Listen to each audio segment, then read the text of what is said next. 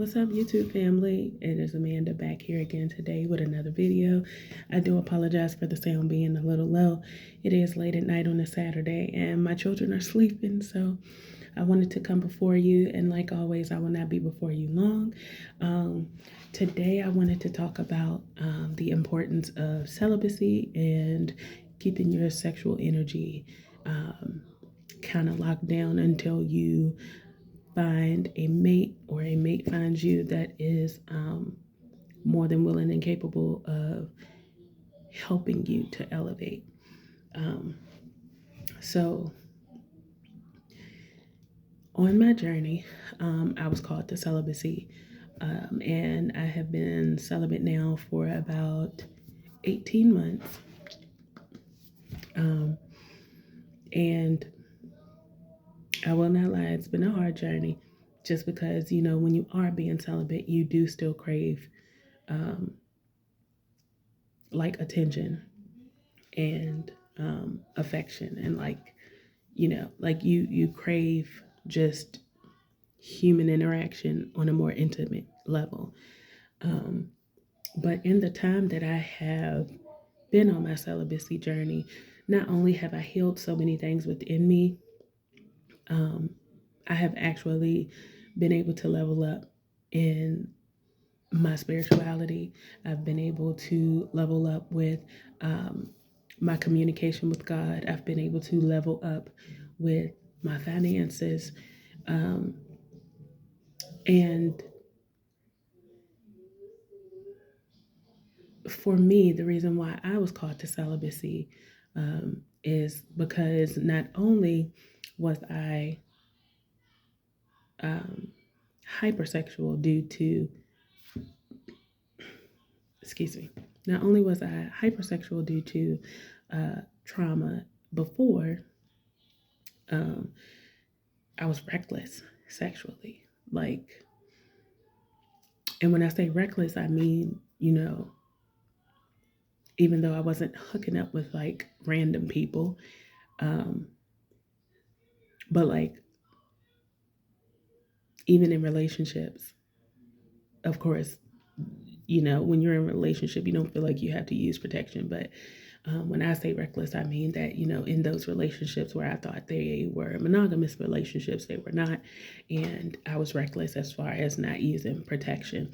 And not only physical protection like contraceptives, I was not using protection spiritually because I didn't allow my discernment to lead me in the right direction. And, basically, I didn't listen to my inner voice. And I opened myself up. I opened my womb up. I opened my body up. I opened up my root chakra. I opened up a lot of different areas of my body to spiritual attacks that at the time I didn't know anything about. Like, I didn't understand why, you know, I would have intercourse with a partner that I had, and I would, end up falling on hard times almost immediately, or ended up feeling depressed almost immediately, or, you know, just feeling like I shouldn't have done it, or like feeling regretful or remorseful or whatever. And even though it was people that I was in relationships with, I didn't always pick the best partners. So um, when you're dealing with celibacy, it does level you up, but it also humbles you because it's like you really get to be around people and see who really likes you for you and who just wants to, pursue you for physical and sexual gain. Um, and in the time that I have been celibate, it has drawn me closer to my children just simply because my energy is not being depleted. Um, and I'm able to maneuver through everyday life the way that I need to without being distracted by thoughts of intimacy or, um, seeking a partner for intimacy. Um, and on this journey in particular, my celibacy journey in particular, at first it was really hard for me, but I realized the shift in my determination as well as my drive once I stopped having sex. And I'm not saying that, I'll never be physically intimate with another person, and I don't want to offend anyone, but I am a heterosexual female. So, um, when I do find a partner, um, I don't believe that I'll have an issue with intimacy, but I do know that now that I've had my celibacy journey and how it has leveled me up in so many different ways, I do know that I'll be more uh, cautious about who I decide to be intimate with. Um, the thing with sex, right, is that if you are not careful, not only will entities attack your sexual organs, but they'll attack your mentality, they'll attack your spirit. And you have to be really, really careful because sexual energy is one of the most potent energies on this planet. Sexual energy, creates children, creates diseases. Well, not creates diseases, but you could get a disease from sexual intercourse. But what I'm saying is, you don't know the ramifications that are in store um, by just laying down with someone. You really have to do your research, and you really have to make sure that you and the person that you are going into intimacy with are on the same page.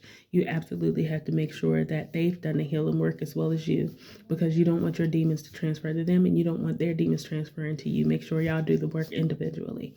It is very important to not only hold on to your sexual energy because of how potent it is, but to also make sure that you're partaking in sexual activities with the right person, because it will drag you down if you are intertwining yourself with someone who is not an energetic match for you.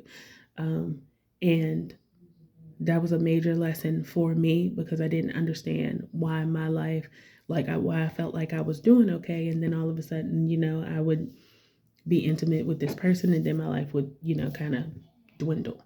Um, so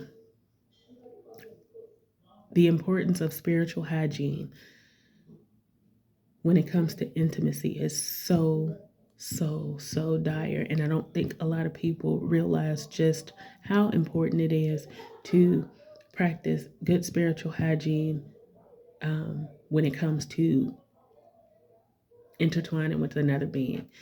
Make sure that you know their intentions. Make sure they know your intentions. Make sure that it is indeed true love. You need to seek God first. Before you seek anything physical, you need to seek God first to understand and be aware of who and what you need to be putting your energy into, because it's such a sacred power.